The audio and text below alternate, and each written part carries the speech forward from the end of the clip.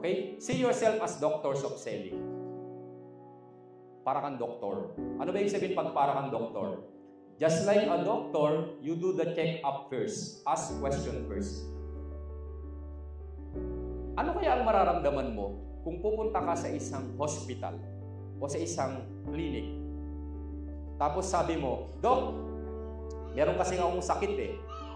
May nararamdaman ako hindi maganda. Tapos biglang sinabi ng doktor sa'yo, ito, riresetahan kita ng antibiotic na ganito. Tingin mo, tatanggapin mo kaya o matatakot ka? So, riresetahan ka na ng doktor, hindi ka pa nagsasalita. Hindi mo pa sinasabi kung ano yung, bakit ka nagkasakit. Di ba? So, ang doktor, pag pumunta ka, tapos may sakit ka, di ba tatanungin ka? Ay, masama ang pakiramdam ko, Dok eh. O ano ba ang ano mo?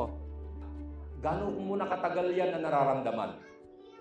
Di ba ganun tatanungin ng doktor? May mga kinain ka bang ano? O ano ba yung activity mo? Ilang oras ka ba matulog? Nag-exercise ka ba?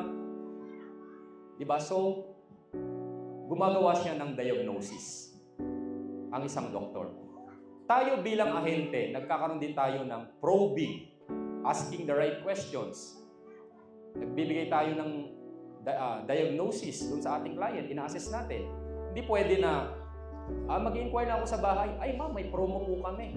Okay naman yung sabihin may promo. May promo kayo, kumuha na kayo ngayon. Na hindi mo pa nakikilala yung kliyente mo.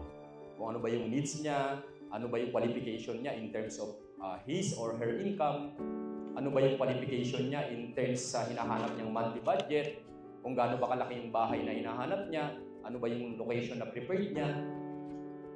Ang tendency ng karamihan sa ating ahente, mag-o-offer na nang hindi natin dinadiagnosis ang ating mga kliyente. Nang hindi tayo nag-a-ask ng mga questions. So dapat, ilagay natin yung sarili natin na para tayong doktor. Na tinatanong muna natin, bakit kaya nagkaroon to ng sakit? Ano kaya yung habit ng person na to? Diba? So marami sa atin, guilty niyan. Even ako, guilty naman ako at some point dito. No? At minsan, kapag tinatamad ka, ganun talaga, no? Hindi na natin talaga tinatanong. So lahat naman tayo dyan, kahit alam natin yung principles behind it, medyo nakakalimutan natin minsan.